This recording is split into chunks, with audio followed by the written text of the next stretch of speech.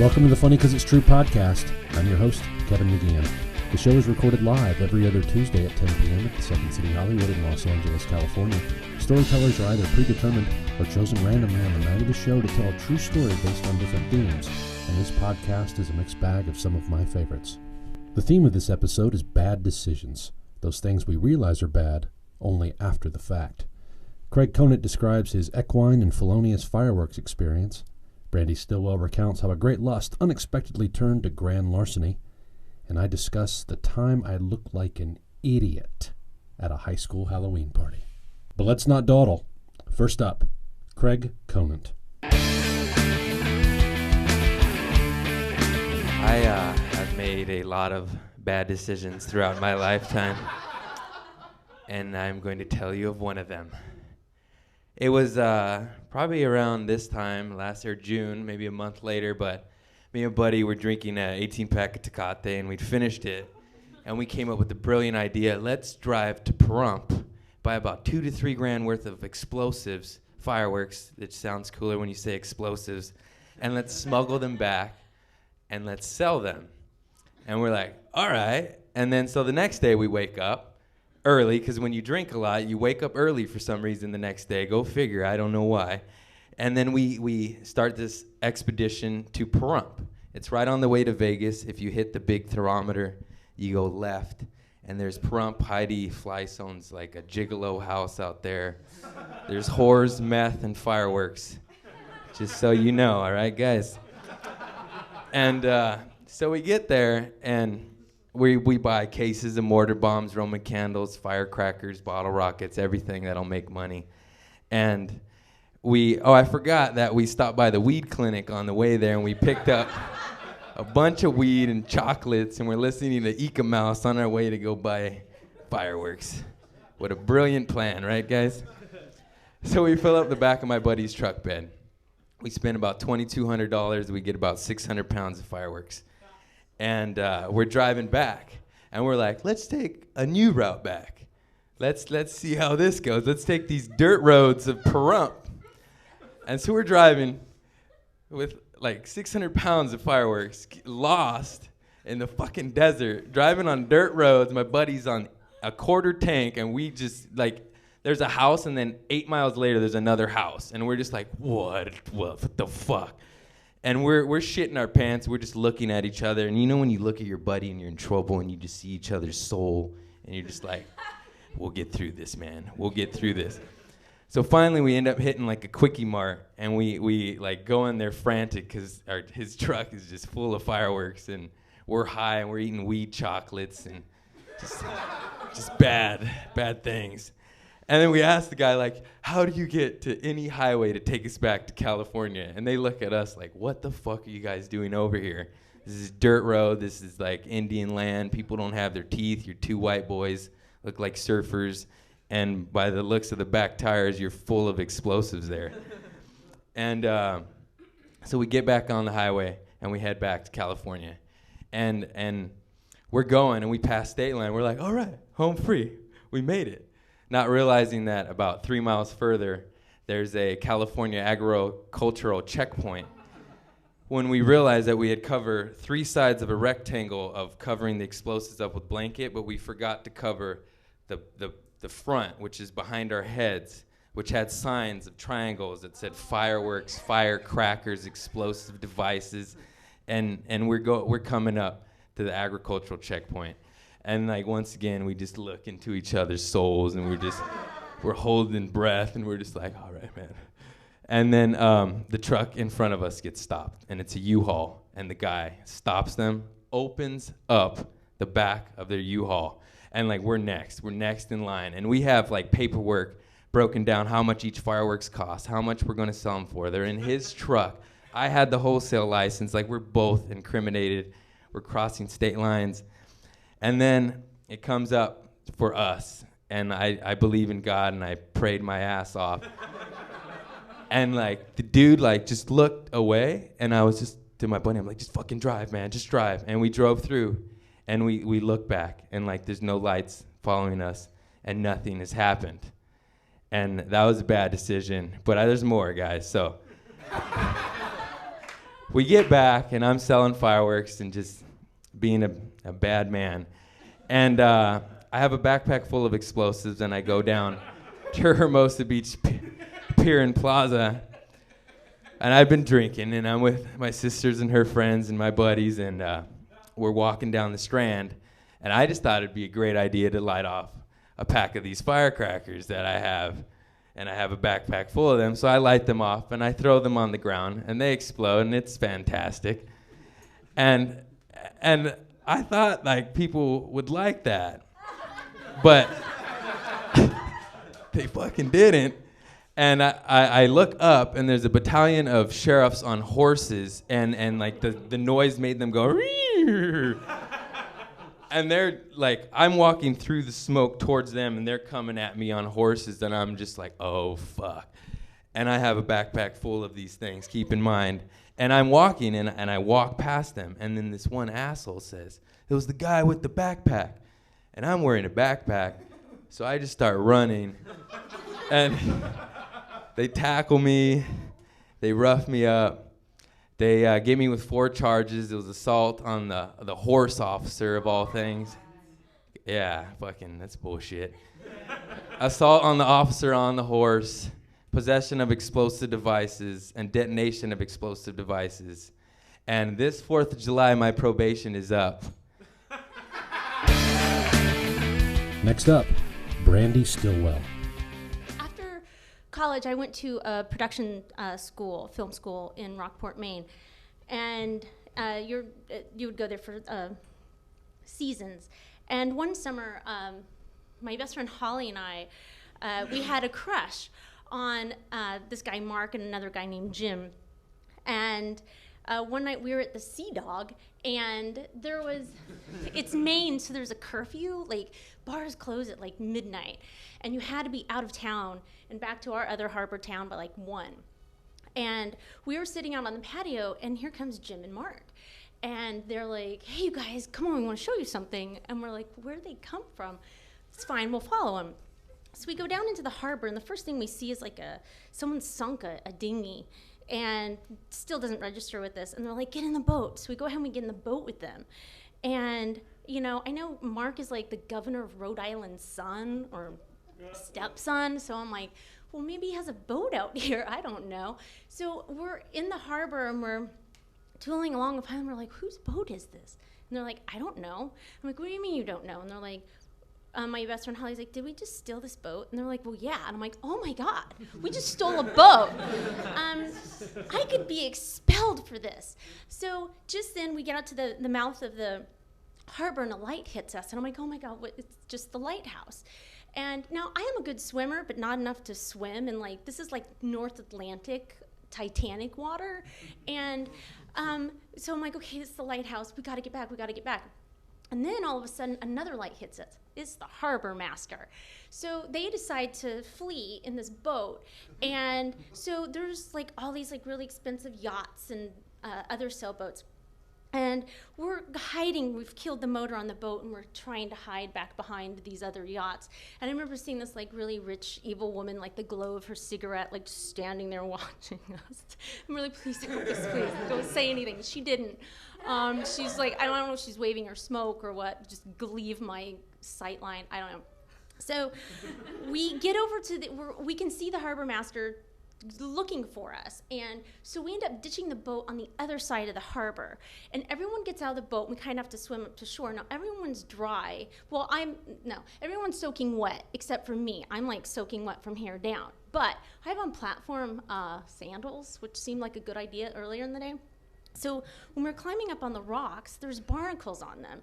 And my feet are sliding everywhere, so now they're all bloody. And Mark's like, well, we have to get my Jeep keys. My Jeep keys are in the bar. So I get nominated to have to go back into the bar to get the Jeep keys.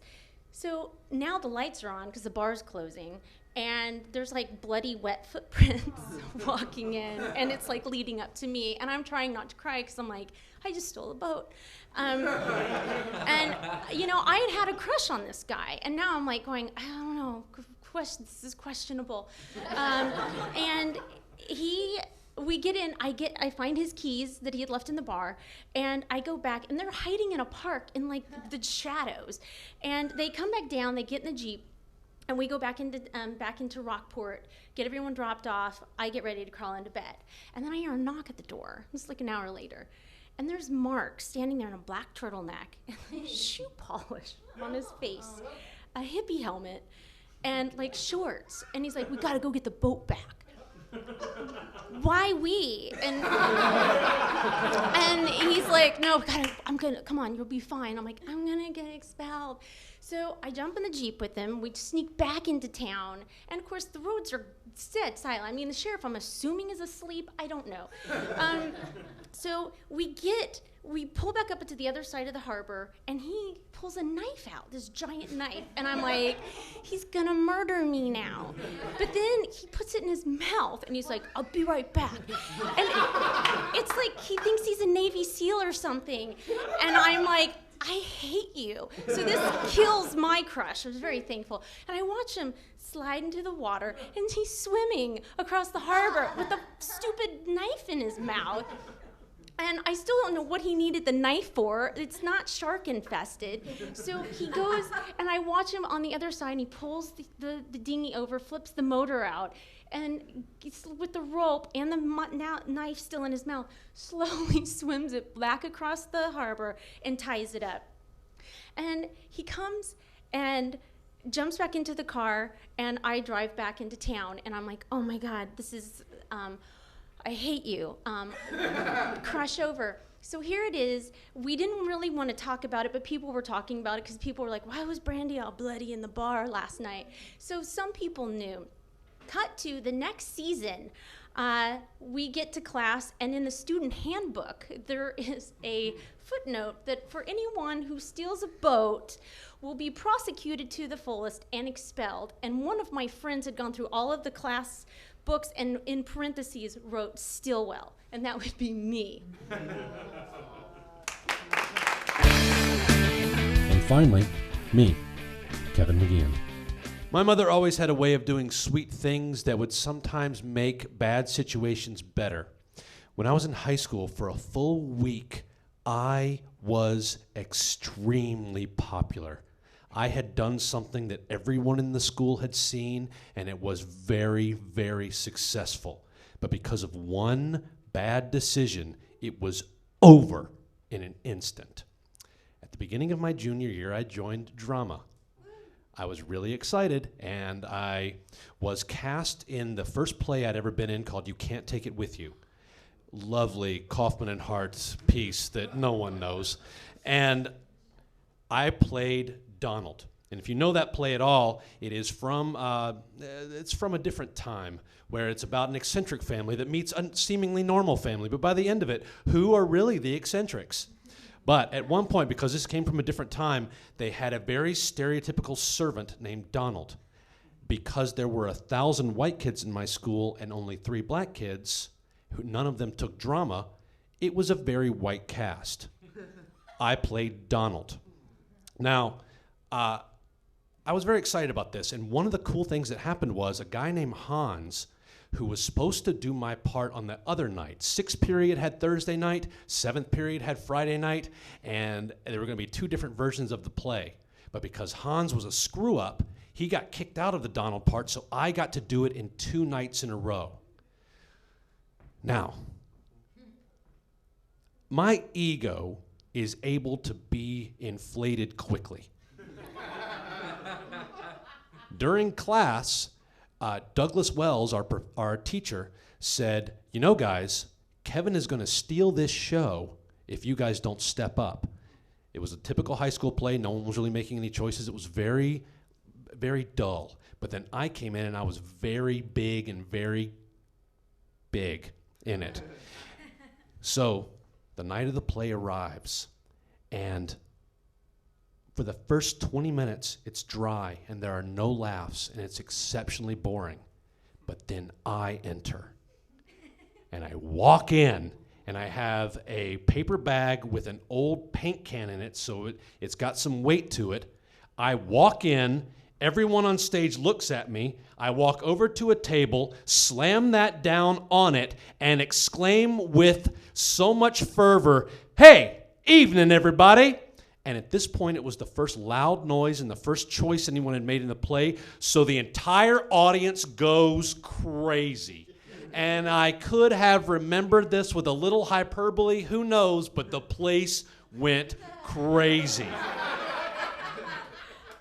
And it was my first experience with a huge laugh, and it was absolutely addicting. And the rest of the play, I was even bigger and more broad, and it still got so many laughs.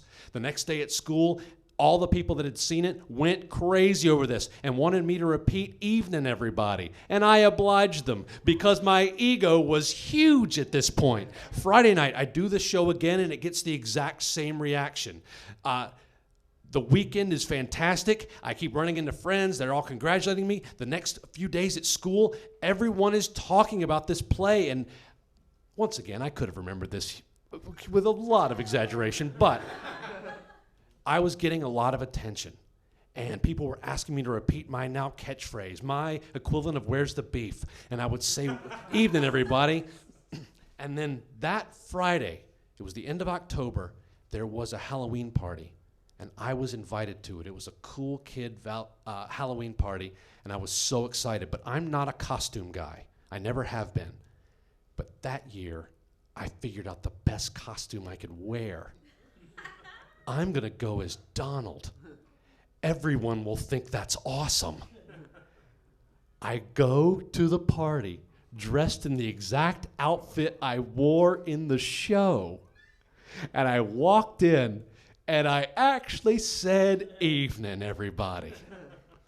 And one guy said, it was like a Simpsons bit where one guy speaks up, "Hey, that asshole is doing his part from the play." And at that point, my popularity just ended. It just spread around the party that, what is he doing? I have no idea. I was distraught, so very sad. But my mother had come to see the play as well. And my mother was a big nerd, and she was so proud of me, and she loved the fact that it went so well. And she actually watched the show through binoculars so she could see my face the whole time. And I didn't want to tell her that I had lost this popularity because I was just an idiot. But a few days later, she came up to me and she was beaming. And she said, "Kevin, I got you something." And she had this T-shirt made for me that said "Evening, everybody" on it. And it made everything better. So much so that so many years later, I am currently wearing that shirt now. That's it. That's our show. Special thanks to our storytellers Craig Conant and Brandee Stillwell. Also thanks to Josh Callahan, Mark Warzeka, the Second City Hollywood, and the Comedy Podcast Network for producing the show. You can like Funny 'Cause It's True on Facebook and find out upcoming show dates and themes. All the past episodes are available for free download on the Comedy Podcast Network and iTunes. While on iTunes, feel free to leave a rating and a comment about the show. More comments help the show grow to a broader audience on iTunes. Plus, it appeases my staunch desire for approval. If you would ever like to see the live show, Funny 'Cause It's True is every other Tuesday at 10 p.m. at the Second City Hollywood, located on historic and mildly unsavory Hollywood Boulevard. So come out, put your name in contention, and maybe you'll get chosen to tell a true story on stage, and from there, get chosen to be on the podcast. My name is Kevin McGeehan. Thanks for listening.